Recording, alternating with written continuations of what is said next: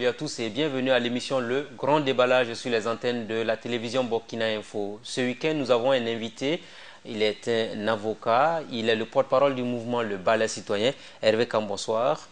Bonsoir. Bienvenue sur le plateau de l'émission Le Grand Déballage de Burkina Info. Comment va le mouvement Le Balai Citoyen aujourd'hui? Écoutez, j'aime dire que le mouvement Le Balai Citoyen va comme le Burkina. Nous sommes une organisation de la société civile burkinabé. Le Balai Citoyen ne peut pas bien se porter lorsque le pays ne va pas mal, le pays ne va pas bien, comme il ne peut pas non plus mal se porter si le pays va bien. Donc notre mouvement est à l'image de ce pays-là, mais de façon intrinsèque, le mouvement, on peut dire que ça va.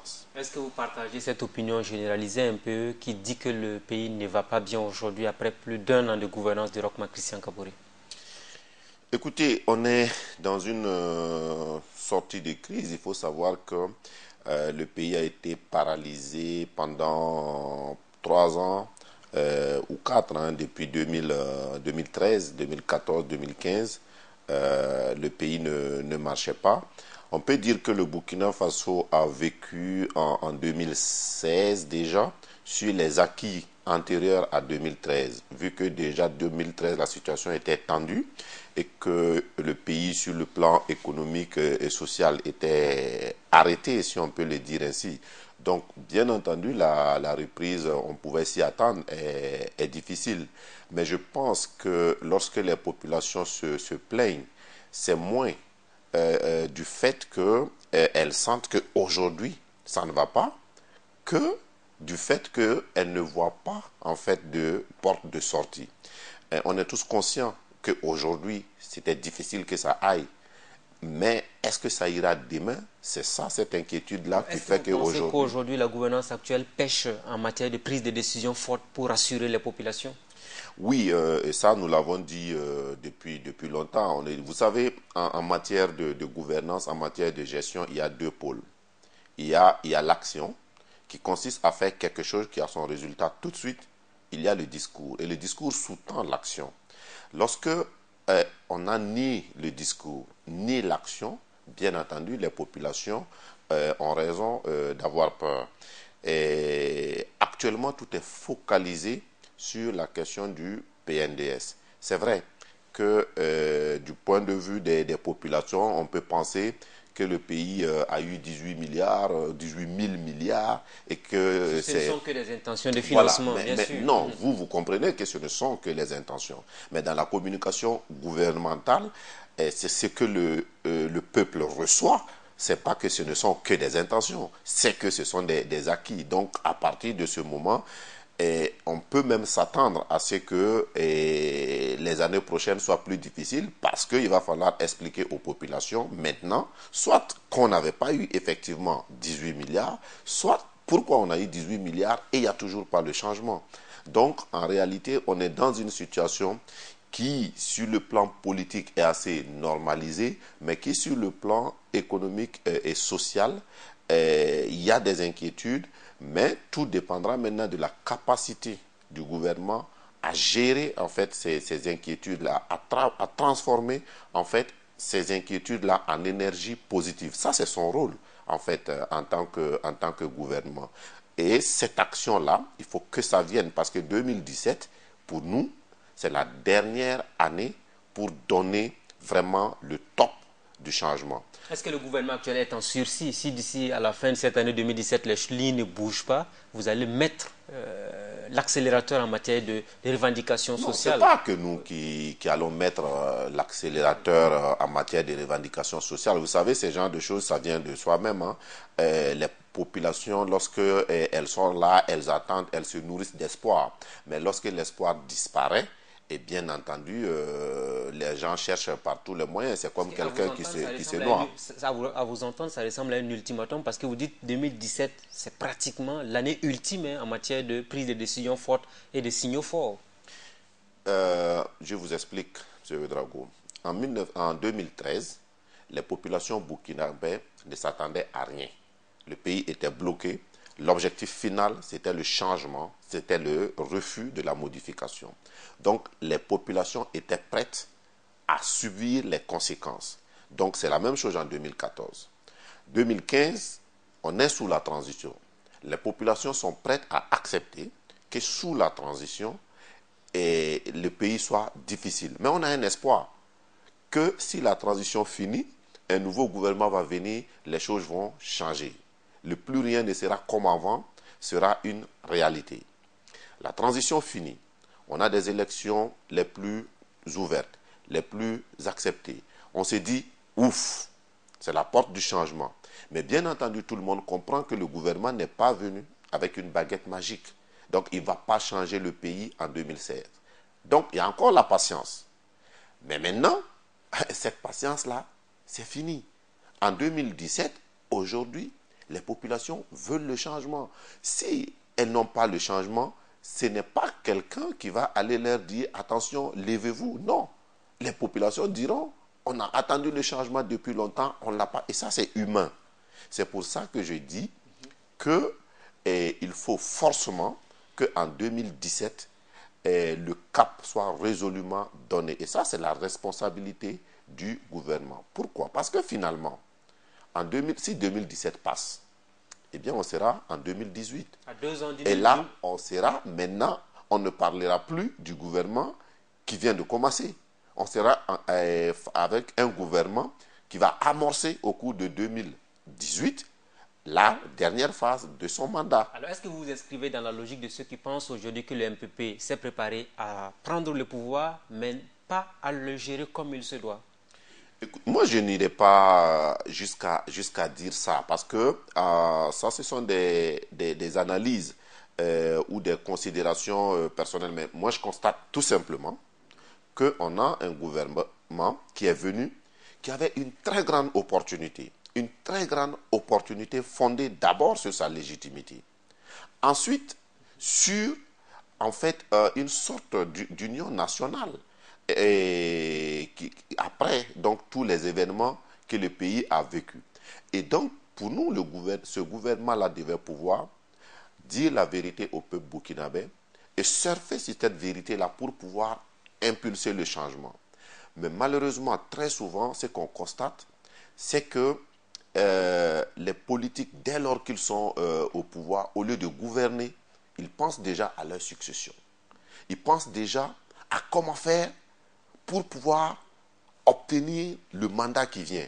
Or, la meilleure façon d'obtenir le mandat qui vient, eh bien, c'est de gouverner, c'est de bien gouverner, c'est de donner aux populations ce que vous leur avez promis. Mais aujourd'hui, si les questions politiques prennent le dessus sur les questions économiques et sociales, qui en réalité sont celles qui intéressent les populations, bien entendu... Donc pour vous, clairement, la politique a pris le dessus sur le social et l'économie. Clairement au Burkina Faso, avec notamment ce trio RSS qui fait débat dans l'opinion. Moi, je pense que c'est un constat. Et vous le dites, le politique a pris le dessus. Et ça, c'est valable au Burkina comme malheureusement valable dans beaucoup de pays africains. Or, la réalité, il faut gouverner. Et la gouvernance, comme on dit, il faut prévoir. On prend le pouvoir en 2016 pour 5 ans. On a des objectifs à atteindre. On doit dire aux populations quels sont les objectifs à atteindre en 2016, 2017, ainsi de suite. Et on déroule. Et à certains moments, ça va faire mal. Parce que, comme on dit, on ne peut pas faire des omelettes sans casser les œufs. Mais quand, en homme politique, on ne veut pas passer par cette case-là qui fait mal, on ne peut pas atteindre les résultats. C'est ça toute la difficulté. Ce serait bien que vous vous expliquiez clairement, nettement mieux auprès de l'opinion pour qu'on puisse mieux vous comprendre. Vous dites, ça va faire mal. Est-ce qu'il faut dire aujourd'hui que la gouvernance est molle, comme Laurent Gbado, qui vous a précédé sur ce plateau, l'a dit clairement? Moi, je vous donne un exemple. Le gouvernement nous dit, il y a beaucoup de grogne sociale. Ça nous empêche de travailler. Mais c'est la responsabilité de qui s'il y a la grogne sociale? C'est la responsabilité en pleine et entière du gouvernement. Pourquoi? Parce qu'il appartenait au gouvernement, dès 2016, dès dans son entrée en fonction, de rencontrer les forces vives de la nation et de proposer un contrat social basé sur une trêve sociale. Le contrat social, c'était avec les électeurs, ça a été déjà passé. Non, pendant les élections présidentielles, c'était déjà un contrat social. Non, mais non, les élections, c'est passé. Oui. Maintenant, nous avons le pouvoir, nous voulons gouverner. Voilà ce que nous voulons faire. Et dans ce que nous voulons faire là, Voilà ce que nous vous proposons, qu'on peut vous donner, qu'on ne peut pas vous donner, mais pour tel résultat plus tard. Et on s'entend là-dessus, avec les forces vives. Mais ils n'ont pas fait ça. Et aujourd'hui, n'ayant pas fait ça, on ne peut pas, pour moi, reprocher, et notamment aux syndicats, d'être dans une grogne perpétuelle. Parce qu'il faut discuter avec les syndicats, il faut arrêter quelque chose, y compris avec l'ensemble des forces vives. Et ça permettait donc, et le gouvernement avait pour moi cette opportunité-là, compte tenu du contexte dans lequel il intervient. Donc si on n'a pas ça, ça veut dire qu'on n'a pas mis en avant les questions économiques et sociales.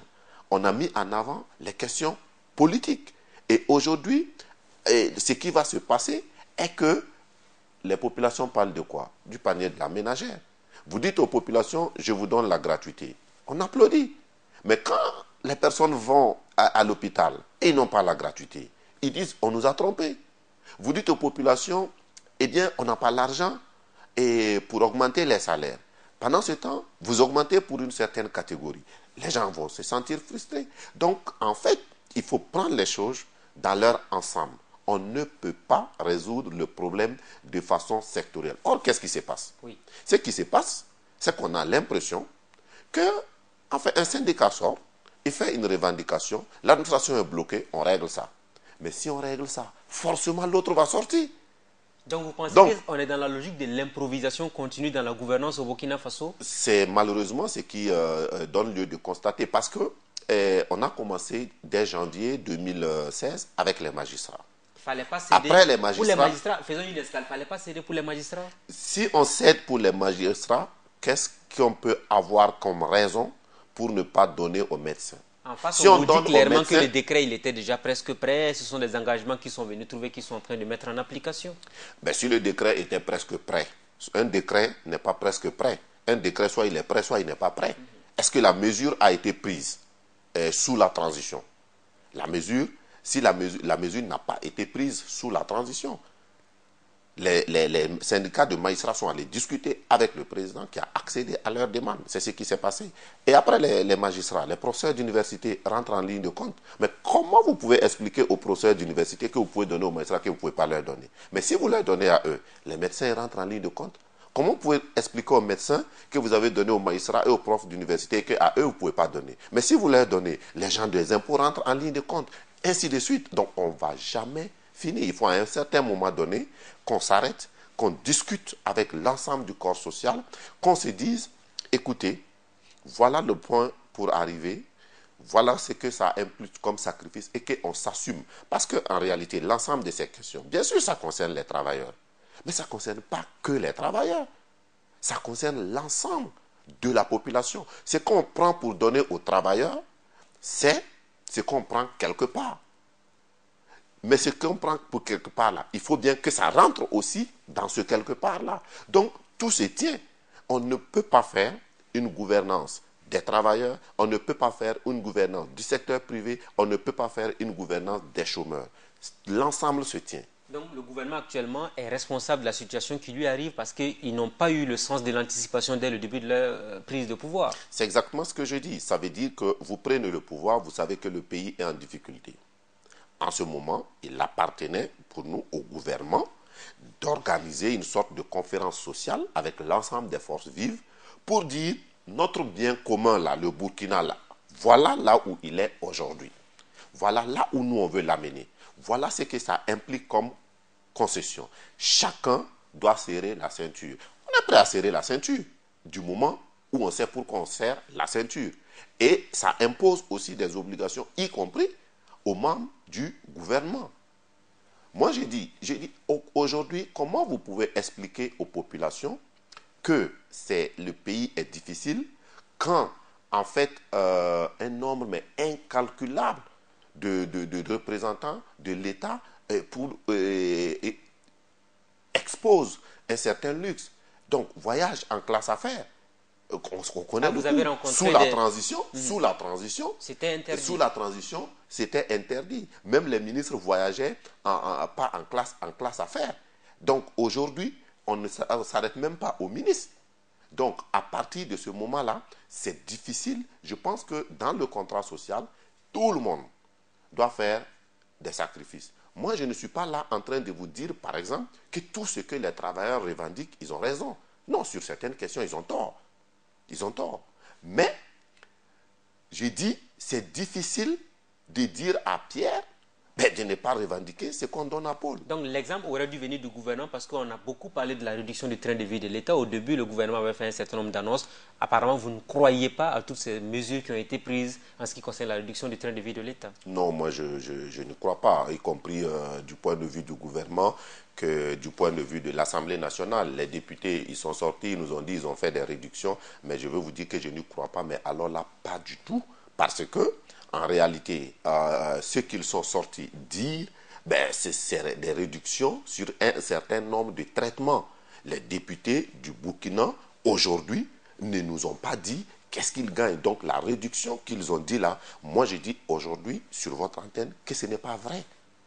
Que ce n'est pas vrai. Oui, je dis que ce n'est pas vrai. Si un député pense que c'est vrai, il n'a qu'à sortir son bulletin.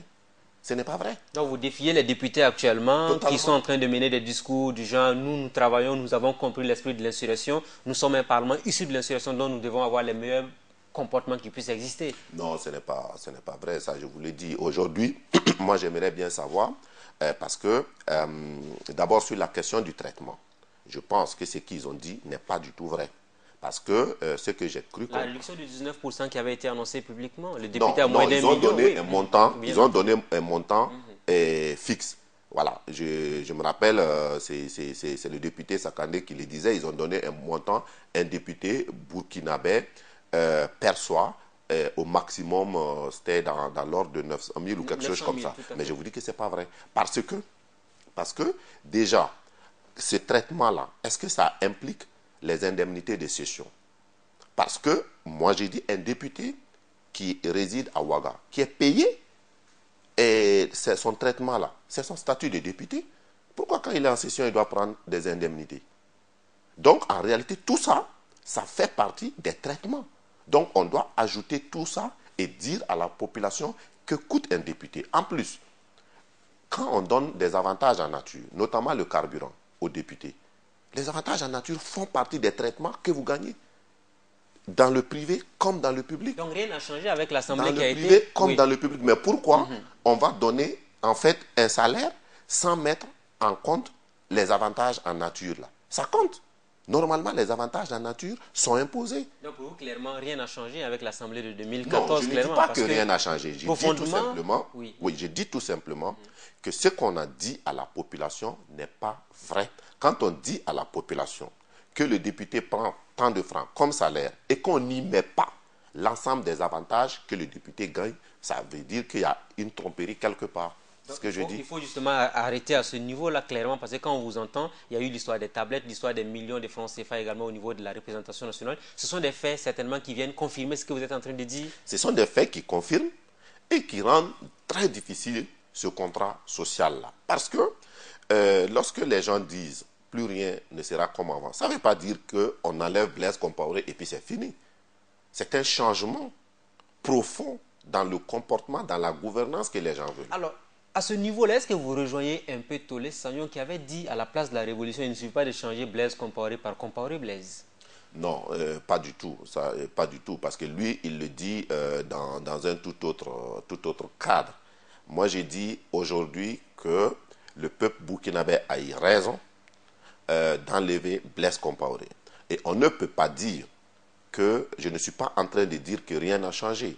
Et aujourd'hui, que ce soit le gouvernement, l'Assemblée nationale, je pense quand même que tout le monde sait qu'il faut gouverner dans le respect de la population. Ça déjà, c'est un changement. Le pouvoir est revenu au peuple. Maintenant, on va d'amélioration en amélioration.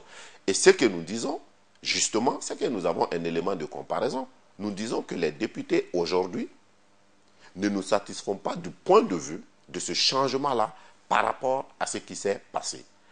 On ne dit pas que c'est la même chose, mais que des députés, notamment des députés insurgés, si on peut le dire, à prendre franchement des tablettes dans les conditions qui se sont passées, on a le droit d'être déçu. Que des députés se donnent 1 million de francs sous prétexte qu'ils doivent aller rendre compte à leur base. Mais je dis que ce sont des députés qui n'ont absolument rien compris dans leur mandat. Un député a un mandat national. Les circonscriptions, c'est pour son élection. Dès qu'il est élu, il a un mandat national. Et ce mandat national-là n'est pas impératif. Donc le député de Bobo Dioulasso, il agit pour les citoyens de Namsoungou. Le député de Waïgouya, il agit pour les citoyens de Nyangologo.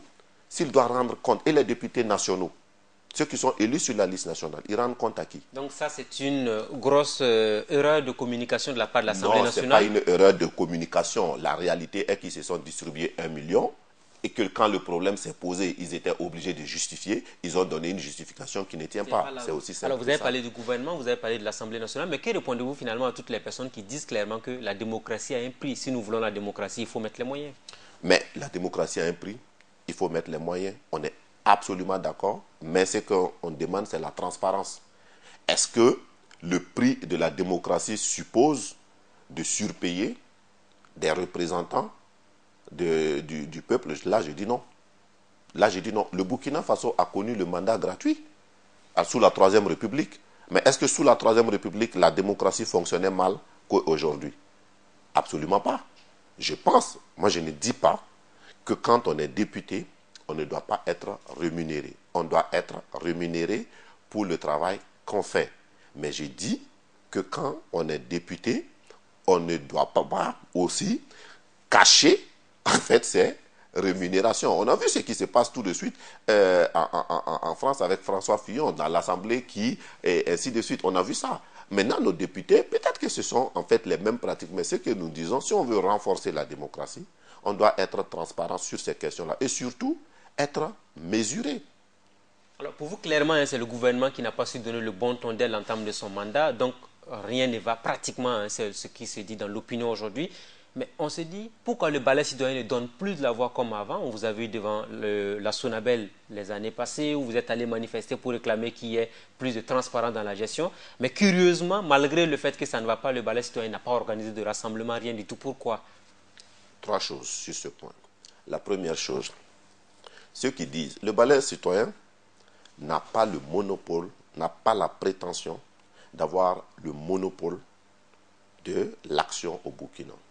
Ceux qui disent que le balai citoyen n'organise rien, eux, ils peuvent organiser quelque chose. Et le balai va y adhérer. Pourquoi eux, ils font rien? Ça, c'est la critique facile. Le balai citoyen est une organisation de la société civile qui a ses moyens de lutte et qui a l'humilité de reconnaître qu'il ne peut pas être sur tous les fronts en même temps. Il y a beaucoup d'organisations de la société civile au Burkina. Pourquoi on attend forcément que tout soit fait par le balai? Nous disons aujourd'hui, je profite de votre antenne pour dire aujourd'hui, que le Burkina Faso appartient à tous les Burkinabés, que le balai citoyen fait sa part et que toutes les autres organisations de la société civile, les partis politiques, les citoyens, chacun est invité aussi à faire sa part. C'est cela. Il n'y a pas de petite part. Deuxième élément sur la question.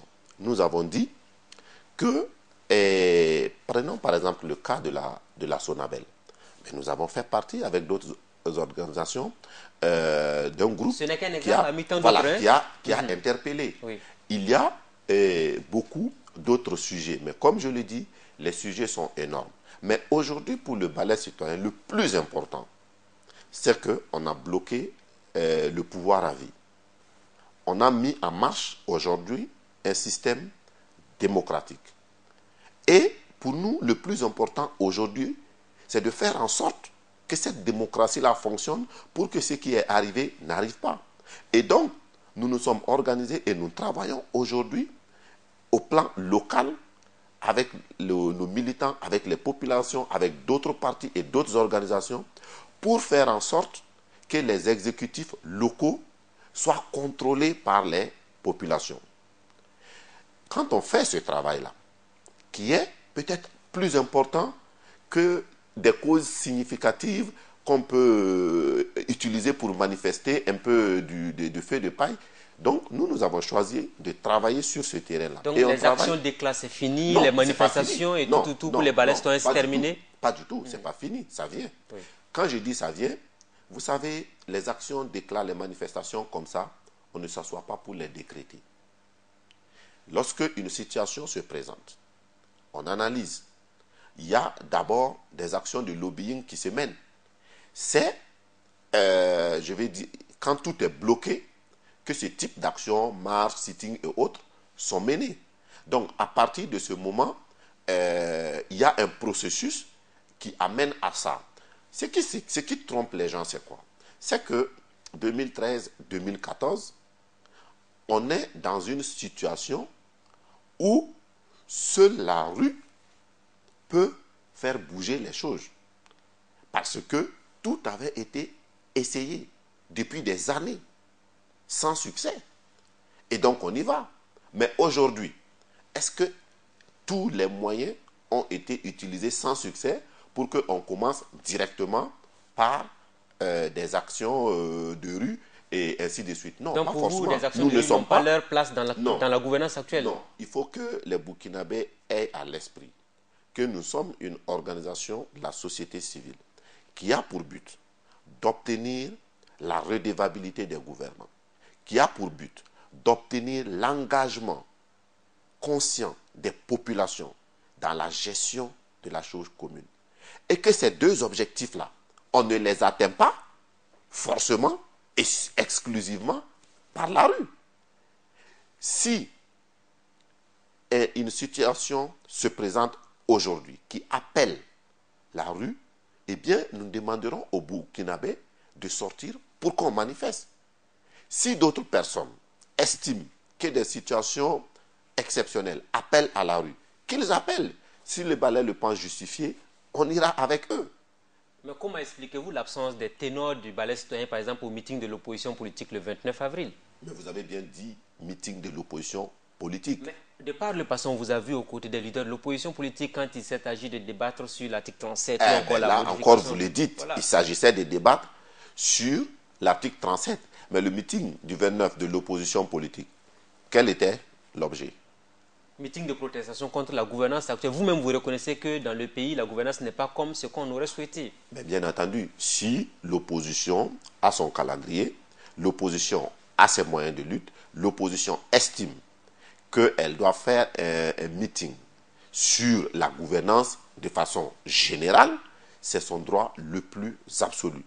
Si l'opposition nous invite, nous y envoyons un ou des représentants. Mais ceci étant, ce n'est pas une manifestation du balai citoyen, ce n'est pas une manifestation organisée en collaboration avec le balai citoyen. De ce point de vue-là, vous ne pouvez pas voir le balai citoyen comme vous le voyez dans les meetings relatifs donc à l'article 37, parce que dans ce cas-là, c'était une cause commune qu'on défendait ensemble et les meetings étaient organisés ensemble. Donc, à partir de maintenant, vous avez des objectifs différents avec les responsables de l'opposition politique? Non, on n'a pas des objectifs différents. Ça dépend. L'opposition politique a ses objectifs. Nous aussi, on a nos objectifs. Maintenant, la différence se situe sur le point que l'opposition politique, in fine, veut acquérir le pouvoir. Oui. Nous, on n'est pas dans ce schéma-là. Maintenant, je vous donne un exemple. Si l'opposition avait appelé, par exemple, à faire une manifestation contre les tablettes ou contre les millions de députés, peut-être qu'on aurait organisé ensemble. Ça, ce sont des questions précises. Mais là, c'est un meeting d'interpellation. Que l'opposition veuille interpeller le gouvernement, mais c'est son droit le plus absolu. Mais qu'est-ce que le balai citoyen a à voir dans ça? Alors, est-ce que vous ne marchez pas actuellement sur des œufs? Vous n'êtes pas en train de faire attention pour peut-être ne pas frustrer certaines personnes de par vos démarches actuellement? Non, pas du tout. Nous avons choisi une voie. C'est d'être droit. Quand on est droit et que les autres bougent, il y a des moments où vous vous croisez. N'est-ce pas? Mais vous continuez. Le jour où sur une question précise, nous serons en phase avec l'opposition, nous organiserons des manifestations communes. Le jour où sur une question précise, nous serons en phase avec telle autre organisation, nous organiserons des manifestations communes. Mais des manifestations de principe, des manifestations d'ordre général, ça, sur le plan purement politique, on ne se sent pas concernés. Que répondez-vous à ceux qui pensent aujourd'hui que le balai n'est plus crédible avec toutes les actions qu'on a vues sous la transition, parce que beaucoup pensent que vous êtes compromis avec les Yacouba Isaac Zida sous la transition politique? Quand vous dites à ceux qui pensent, c'est leur droit, c'est leur jugement. Nous, le plus important pour nous, c'est ces populations-là avec qui nous avons eu des contacts avant la transition, avec qui nous avons eu des contacts sous la transition, avec qui nous sommes toujours en contact pour essayer de faire changer les choses. Et ces populations-là, tant que nous avons leur confiance, nous sommes tranquilles. Parce que la plupart du temps, ceux qui mènent ces débats-là, quand vous enlevez ceux qui appartiennent à l'ancien système, quand vous enlevez ceux qui ont fait marche avec nous avant l'insurrection, mais qui pensaient que c'était toi que je m'y mette et qui n'ont pas pu, selon eux, avoir ce qu'ils auraient pu avoir sous la transition, vous n'en avez plus beaucoup. C'est ça la réalité. Vous n'en avez plus beaucoup. Et toutes ces critiques qui se font, il n'y a rien de précis. Je suis désolé. Tout ce qui a été précis, c'est avéré faux. C'est avéré de pur montage. Donc, les responsables du balai ne se reprochent absolument rien du tout. Absolument. Absolument rien du tout. Alors, Maître Kam, on sait que sous la transition, vous-même, vous avez été régulièrement cité, notamment en ce qui concerne notamment la défense de l'État sur la loi sur l'exclusion. On se rappelle de la Cour de justice donc, de la CEDEAO. À ce niveau, le débat dans l'opinion a été mené à plusieurs niveaux. On a même déclaré clairement que vous avez pris plusieurs millions de francs CFA. Aujourd'hui, face aux téléspectateurs de Burkina Info, combien l'État vous a payé pour défendre? Écoutez, moi, je n'étais pas seul avocat dans le dossier. Votre cas non, retient l'attention? Oui. Moi, je n'étais pas seul avocat dans le dossier. Dans le dossier, j'étais donc avec le bâtonnier de l'ordre actuel. J'étais avec d'autres confrères. Et je vous assure que c'est par respect pour ces confrères-là et par obligation professionnelle aussi que je ne donne pas le montant que nous avons reçu en tant qu'avocat. Avant d'être activiste de la société civile, je suis d'abord avocat, donc je suis tenu à un certain nombre de règles. Mais tous ceux qui évoquent en fait ces questions, ces montants-là, je peux vous assurer, M. Ouedraogo, qu'ils savent que c'est faux. Ils le savent pertinemment. Si c'est faux, si vous voulez la transparence, dites à l'opinion aujourd'hui combien vous mettez quand vous avez reçu pour défendre l'État burkinabé devant la cour de la CEDEAO. Si j'ai dit ce que j'ai reçu, je dis ce que mes autres confrères ont reçu. C'est ça le problème. Mais rien ne prouve forcément qu'ils ont reçu le même montant. Non, je vous dis, de toute façon, si j'ai dit ce que j'ai reçu, je dis ce que mes autres confrères ont reçu. Parce que nous étions en fait sur le même contrat. Donc à partir de ce moment, je vous assure que c'est pour eux que je ne dis pas. Mais ce que je dis, c'est que ceux-mêmes qui ont commencé à accuser ont commencé à 500 millions. Eux-mêmes, ils sont revenus à 250 millions. N'est-ce pas? Et dans le dernier canard d'un de vos confrères, j'ai vu qu'il dit que mon cabinet a reçu 50 millions.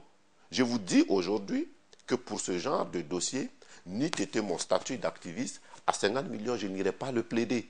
Malheureusement, ce que j'ai eu ne vaut pas ce montant. Donc c'est moins de 50 millions de francs CFA. Mais si c'est moins de 50 millions, donnez donc le chiffre à l'opinion une bonne fois pour toutes et puis vous êtes disculpé peut-être aux yeux de toutes les personnes qui vous font des reproches. Non, vous savez, ils n'arrêteront pas. Ça, je peux vous le dire, ils n'arrêteront pas. Ils sortiront encore et je ne passerai pas ma vie, moi, à donner en fait les montants de mes contrats que j'ai avec mes clients, y compris l'État. Parce que le problème qui se pose ici, ce n'est pas les honoraires payés aux avocats, c'est Maître Kam. C'est les honoraires que Maître Kam a pu avoir. Donc c'est ça le problème. On a parlé donc de favoritisme sous la transition parce que vous êtes activiste, on vous a coopté rapidement pour vous aider à avoir un peu d'argent. Oui, bon, que pour nous aider à avoir un peu d'argent, j'aime dire souvent aux gens que, franchement, je ne suis pas allé à la transition pour chercher de l'argent. Si moi je voulais chercher de l'argent, honnêtement, je n'aurais même pas été activiste. D'abord, je suis avocat, j'ai un cabinet qui me nourrit, et en plus, combien d'intellectuels de ce pays-là se sont accoquinés avec le pouvoir en place pour avoir l'argent? Moi, je pouvais faire ça. C'était moins risqué. Pourquoi aller prendre des risques sur sa vie pour avoir des choses que tu peux avoir dans le confort?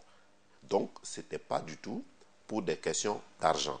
Et très souvent, ceux qui le disent pensent justement que dans la vie, on ne peut rien faire d'autre que sous l'argent. Mais moi, j'ai dit non. Chaque jour que je me réveille, je dis à Dieu de m'aider à avoir de l'argent. Mais je dis à Dieu, surtout, de m'aider à ne pas être prisonnier de l'argent. Parce que quand on est prisonnier de l'argent, on peut vendre son âme pour l'argent. Donc c'est vous me connaître en vous accusant certainement de tous les faits qui vous sont reprochés. Non, peut-être même qu'ils connaissent. C'est des accusations qui visent sans doute voilà, à te faire mal, à discréditer. Moi, sincèrement, aujourd'hui, j'ai dit, toutes ces questions-là, moi, je ne m'en préoccupe pas. La seule chose qui m'intéresse, c'est ce que je fais. La seule chose qui m'intéresse, c'est ce que je fais. Le jour où, personnellement, je vais prendre des libertés avec les règles que je suis censé défendre, ce jour-là, je me sentirai malheureux, je me sentirai triste, je me sentirai affaibli. Donc celui qui critique perd son temps, hein, finalement. Oui, je pense, parce que tant que ce sont des critiques, moi, ce que je note, c'est que tout ce que j'ai entendu comme critique, j'ai jamais entendu des critiques vraies. Quand on dit un Metcam a pris 500 millions, mais si c'est 500, si c'est faux, qu'est-ce que je fais? Mais je continue ma vie. Ce n'est pas à moi de sortir, aller dire non, non, non, c'est faux, ce n'est pas 500 millions, c'est tant de francs. Non. Quand on dit Metcam a acquis des parcelles sous sa transition, c'est faux. Quand on peut raconter, mais vous savez le nombre de choses que l'on raconte, moi je dis il faut concentrer l'énergie sur le plus important. Et le plus important, c'est de tenir sa parole. Et moi, je pense que c'est sur ça que je concentre l'énergie. Votre nom a été régulièrement cité également par un autre canal sur l'affaire Ousmane Guiro. De quoi s'agit-il exactement? Est-ce que l'argent de Ousmane Guiro est dans la circulation aujourd'hui? Parlez-nous de ce dossier parce qu'on veut vous entendre sur le sujet. Alors déjà, vous dites que mon nom a été cité par un autre canal. Oui, avec notamment le procureur. Et là, j'ai dit qu'il faut faire attention. Parce qu'il y a un grand problème qui se pose. Effectivement, parce que c'est sur une page Facebook. Même si c'est... Il se réclame d'un journal, bien entendu, même si le journal n'y paraît plus. Moi, ce que je sais, déjà, c'est qu'au Burkina, Facebook n'est pas un moyen de diffusion d'un organe de presse. Donc, ici, il y a un premier problème qui, pour moi, relève de la responsabilité de votre corporation. Est-ce qu'un journal ou un journaliste qui est incapable de faire fonctionner un journal peut se cacher derrière Facebook pour diffuser des informations? Fut-il vrai? Moi, je pense que non. Donc, il appartient déjà à la corporation de régler ça. C'est le sens de la responsabilité du journaliste. Le deuxième élément, c'est que ce qui est dit, en fait, sur ce sujet, mais je vais dire, je suis désolé, mais c'est un grossier mensonge. Nous avons été constitués comme avocats de l'État dans cette affaire. Et nous avons regardé dans le dossier. Sinon, vous et puis l'État, tout roule à merveille. Hein, parce que... Écoutez, il y a eu un appel d'offres de l'État burkinabé pour sélectionner des cabinets d'avocats. Nous étions 7 cabinets à avoir soumissionné. L'État en cherchait 2 et en cherchait 3. Sur les 7, finalement, je ne me rappelle pas combien ont pu être dans les règles en déposant définitivement. Mais je pense qu'il y en avait 2 ou 3. Et sur ça, l'État en a pris 2. Donc, appel d'offres même où ils voulaient 3, ils n'en ont pris 2 parce qu'il n'y en a pas eu suffisamment qui ont soumissionné déjà, puisque j'ai dit c'est 7 cabinets qui ont soumissionné. Donc, nous avons participé à un appel d'offres et nous avons été sélectionnés. Pas de favoritisme du tout. Nous avons soumissionné à un appel d'offres. Nous avons rempli toutes les conditions. Nous étions 7 cabinets à avoir soumissionné. Nous avons été sélectionnés. Maintenant, si on estime qu'il y a eu du favoritisme, il y a des procédures pour ça. Mais moi, ce que je sais, c'est que nous avons soumissionné parce que dans le cadre du développement de nos activités, à un certain moment donné, nous nous sommes dit que être conseil de l'État, ça nous permettait aussi de toucher un certain nombre de dossiers qui nous permettaient de donner en fait une certaine dimension à notre cabinet, même si après on n'est plus conseil. Donc c'est dans notre programme de développement qui a fait qu'à un certain moment, on a soumissionné. Donc on a soumissionné, on a eu ça, ça ne soulève pas de débat. Et c'est dans ce cadre que nous avons pris le dossier. Lorsque nous avons pris le dossier, nous avons regardé dans le dossier et nous avons vu que depuis 2013, l'agent judiciaire du Trésor, qui représente l'État, avait demandé de pouvoir mettre les sommes saisies, les 1,9 milliard et quelques saisies, dans le circuit financier, parce que les sommes ont été saisies, enfermées dans des cantines, et ça peut se détériorer. Il y a eu plusieurs procédures qui ont été faites. Lorsque nous avons pris ce dossier et que l'agent judiciaire du Trésor nous a posé le même problème, nous avons dit qu'à l'analyse des textes, l'État est dépositaire. Et un dépositaire, lorsque on vous dépose à vous, M. Ouedraogo, 100 000 francs, personne ne vous dit que les 10 billets de 10 000 qu'on vous a remis, que c'est ce que vous devez retourner. Mais lorsque vous devez retourner 100 000 francs. C'est le montant qui compte. Vous devez retourner 100 000 francs. Et lorsque on viendra pour vous réclamer, vous ne pouvez pas dire, j'ai pris l'argent, j'ai creusé un trou, j'ai mis, et quand je suis enlevé, ça s'est gâté. Ça vous regarde. Donc, si les 1,9 milliard se détruisent, c'est l'État qui doit payer. Donc, Ousmane Gouré aurait pu poursuivre l'État burkinabé. Absolument. Si, à la fin de procédure, on dit qu'il faut donner de l'argent à Ousmane Guiro, et l'État burkinabé va ouvrir les cantines et dit que l'argent est détruit parce que mal conservé, Ousmane Guiro s'en fout. Personne, ça n'en regarde personne. L'État est responsable. Ça, c'est le premier aspect. Le deuxième aspect, vous savez bien que nous appartenons à un groupe qui est l'UEMOA avec la BECAO. Et que personne, ni vous, ni moi, ni l'État, n'a le droit de garder une quantité aussi importante d'argent chez lui. C'est la thésaurisation, c'est interdit. Donc, ce n'est pas l'État qui va le faire. Donc, nous avons dit qu'il y a même un problème de droit et qu'à partir de ce moment-là, il faut mettre l'argent dans le circuit. Mais mettre l'argent dans le circuit, ça ne veut pas dire prendre l'argent, aller acheter des chocolats. Mettre l'argent dans le circuit, ça veut dire tout simplement ouvrir un compte trésor et mettre l'argent dedans. Non, l'argent n'a pas été restitué à l'heure où nous parlons à Ousmane Guiro. Mais non, mais il n'y a aucune décision qui ordonne la restitution de l'argent à Ousmane Guiro. Nous sommes en matière pénale. La décision qui a été rendue est suspendue par le pourvoi. Donc, à partir de ce moment, l'argent devait être toujours déposé entre les mains du dépositaire qu'est l'État. Seulement, il faut, ça c'est notre position, et nous mettons en défi tout juriste de dire le contraire, il faut que cet argent-là, l'État en tant que dépositaire en assure la bonne conservation. Et la seule façon d'en assurer la bonne conservation, c'est de le mettre dans un compte trésor et le jour où le juge dira l'argent doit aller à Pierre ou à Paul et l'État remet l'argent à Pierre ou à Paul, pas forcément en espèces, même en chèque. Alors, tel qu'expliqué, on vous accuse à tort finalement, c'est ça. Alors, est-ce que vous êtes prêt à poursuivre la personne qui vous accuse par rapport à ce grossier mensonge dont vous venez de parler tout à l'heure? Vous connaissez bien entendu la personne? Bien sûr, je connais la personne. Maintenant, on se pose la question quand des situations comme ça arrivent. Une chose est certaine, c'est que ça ne restera pas impuni. Mais maintenant, est-ce qu'il va falloir faire un procès en diffamation? Est-ce qu'il va falloir demander tout simplement aux organes de régulation de la presse de prendre leurs responsabilités? J'aviserai. Maître Hervé, comme il faut qu'on évolue dans cette émission, j'aimerais bien vous entendre sur la CODER qui parle de réconciliation, la CODER qui crée beaucoup de polémiques au sein de l'opinion. Vous, votre appréciation de cette initiative? Alors, sur la question de la réconciliation, moi, il y a une fixation déjà qui s'est faite là-dessus qui m'inquiète. Quand je dis qui m'inquiète, c'est parce que ça me fait douter de la bonne foi de ceux qui en font un cheval de bataille. Je dis, dans un pays, on ne peut pas gérer un camp contre un autre. Ça, c'est clair, c'est classique, ça a été notre position dès le 1er novembre 2014. On est tous d'accord sur ça.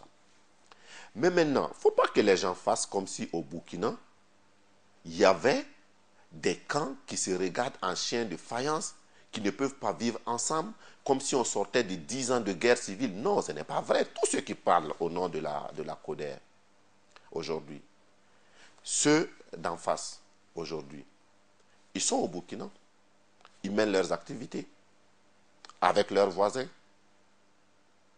Est-ce que vraiment, quand on rentre dans ce pays-là, si on ne vous dit pas, est-ce que vous savez qu'il y a eu des événements forts en 2014? Au contraire, vous avez vu le procès des anciens ministres. Ils sont venus libres. Ils sont repartis libres. Est-ce qu'ils ont même été invectivés? J'ai dit, dans ce pays, le problème en réalité de la réconciliation ne se pose pas. C'est vrai, il faut penser les plaies. Mais penser les plaies de quel côté? Mais du côté des victimes. Ablassé Ouedraogo a clairement déclaré que l'ex-président vous a pardonné finalement. Bon, comme on l'a dit, hein, c'est l'appréciation déjà de Ablassé. Et si tant est que le président a pardonné, oui, l'ex-président a pardonné, je pense qu'il n'est pas bien placé pour pardonner. Le bourreau ne pardonne pas. Comme j'ai dit, la question de la réconciliation, du pardon, c'est vraiment les victimes. Quand ce sont les bourreaux ou des politiciens en quête de renaissance qui prennent cette question-là, qui en font un cheval de bataille, moi je doute sincèrement de leur honnêteté. Parce que tout simplement, ce sont des gens qui veulent que nous prenions une bande très propre pour fermer une plaie puante. Ça ne peut pas se faire. Je pense qu'aujourd'hui, il faut laisser les choses aller. Il y a des institutions de la République. Quand on veut la réconciliation, on rentre dans le cadre de ces institutions de la République-là. Et il y a certains parmi les gens de la CODER qui ont été des bourreaux. Mais s'ils veulent la réconciliation, ils n'ont même pas besoin d'attendre l'État, qu'ils se lèvent, qu'ils partent demander pardon à leurs victimes. Il y aura la réconciliation entre eux. Moi, vous voulez que je me réconcilie avec qui? Je ne me réconcilie avec personne parce que je n'ai de problème avec personne. Par contre, il y a des gens qui ont besoin de réconciliation, mais ils n'ont qu'à le faire directement. Alors, ça peut se faire. Le procès vient de s'ouvrir. Quelles sont vos attentes de ce procès de l'insurrection d'octobre 2014? Est-ce que vous pensez qu'il est temps aujourd'hui d'émettre un mandat d'arrêt international contre Yacouba Isaac Zida parce qu'il est également cité? Non, je pense que le procès qui vient d'ouvrir concerne les anciens ministres. Bien entendu. Voilà, le procès qui vient Par extension, Yacouba Isaac Zida aurait peut-être pu être entendu aussi. Bon, ça, je ne sais pas. Je dis, d'abord, la première chose qu'il faut retenir de ce procès, c'est vraiment l'aspect responsabilité. Moi, quand j'ai vu les images de ce procès, j'ai dit, je suis très heureux. Pas parce qu'on est en train de juger des ministres, mais parce que tout simplement des ministres actuels sont en train de voir qu'on juge leurs prédécesseurs. Et j'ai pensé que ce procès, son effet le plus important, le plus intéressant, c'est la sagesse qu'il va inspirer dans le comportement de ceux qui gouvernent aujourd'hui. Pour moi, ça c'est d'abord le plus important. L'autre élément, c'est que ce procès, il faut le dire, c'est une responsabilité pénale, certes, mais à forte connotation politique de la part de ces membres du gouvernement-là qui se sont rendus solidaires d'une décision qui a eu des conséquences. Le vrai procès de l'insurrection, c'est celui qui est au tribunal de grande instance. Parce que vous savez, devant la haute cour de justice, les victimes n'y sont pas. Un procès pénal sans les victimes, pour moi, ça manque une saveur. Donc, en réalité, le procès des ministres est un procès, mais pour moi, c'est un élément éducatif, tout simplement, et de responsabilité. Le vrai procès, on ira devant le tribunal, les victimes seront là, ceux qui ont tiré seront là, le peuple burkinabé connaîtra la vérité, les victimes pourront seulement en ce moment-là penser leur plaie, faire le deuil et tourner la page. Le cas Yacouba Isaac Zida, faut-il le mettre un mandat d'arrêt pour qu'il revienne rendre compte de sa gestion? Mais s'il y a des responsabilités, S'il y a des responsabilités pénales établies, pourquoi pas? Parce que nous avons dit que le combat que nous avons mené est un combat de principe. Nul ne doit pouvoir échapper. À partir de ce moment, s'il y a des responsabilités contre quiconque, parce qu'il faut faire attention. Comme on dit toujours, on aime particulariser. Si on dit aujourd'hui, il faut émettre un mandat d'arrêt contre Yacouba Isaac Zida. Est-ce que c'est parce que c'est Yacouba Isaac Zida ou est-ce que c'est parce que c'est un premier ministre qui a eu des responsabilités pénales? Moi, je pense qu'il faut qu'on retienne que qui que tu sois, y compris Yacouba Isaac Zida, si tu as des responsabilités pénales établies, que la justice puisse les situer en toute responsabilité. Voilà qui est clair. Alors, deux points rapidement avant qu'on ne boucle cette émission. D'abord, le dossier Hissène Habré qui a été jugé donc à Dakar. Vous êtes un avocat aujourd'hui. La Cour africaine qui allait même plus vite que le cas donc, de la Cour pénale internationale concernant Laurent Gbagbo. Vous pensez qu'à partir de maintenant, l'Afrique peut faire confiance à ses magistrats, à sa justice aujourd'hui? Là encore, il y a plusieurs éléments. Mais on va aller rapidement. Oui, l'Afrique peut faire confiance, mais moi je pense qu'en Afrique, nous gagnerons à ce que ce procès Hissène Habré serve d'exemple à deux niveaux. Premier exemple, au chef d'État en cours, qu'ils sachent que leur responsabilité peut être engagée. Deuxième élément, c'est pour nos États, qu'ils se disent que leur justice, là, la justice interne, doit pouvoir régler les problèmes. Si la justice interne ne règle pas les problèmes, on aura vers une justice comme la Cour africaine, les chambres africaines de Dakar, qui sont contestées par certaines personnes et que si ça ne marche pas, on ira à la Cour pénale internationale. Je pense que la souveraineté africaine que nous voulons assumer là passe par une responsabilité de nos institutions et que toute personne, y compris les chefs d'État, lorsqu'ils vont fauter, que les justices internes puissent les juger. Voilà qui est clair. Un mot sur le franc CFA, le débat se mène dans l'opinion africaine aujourd'hui. Faut-il, oui ou non, s'affranchir de cette monnaie qui serait pour certains le cordon ombilical entre l'Afrique francophone et la France aujourd'hui? Non, je pense que la question ne souffre pas de débat. Nous sommes un État et un État doit avoir en fait sa monnaie et le contrôle sur sa monnaie. Ah, donc le Burkina doit avoir sa monnaie? Non, enfin, on peut le faire par groupe, je veux dire. Si le Burkina est dans la zone UEMOA ou CEDEAO et qu'on a une monnaie CEDEAO, le Burkina a sa monnaie. Ce que j'ai dit, nous devons avoir la souveraineté monétaire, ça ne souffre d'aucun problème. Mais maintenant, il nous faut aller vers cette souveraineté monétaire-là sans nous tromper de combat.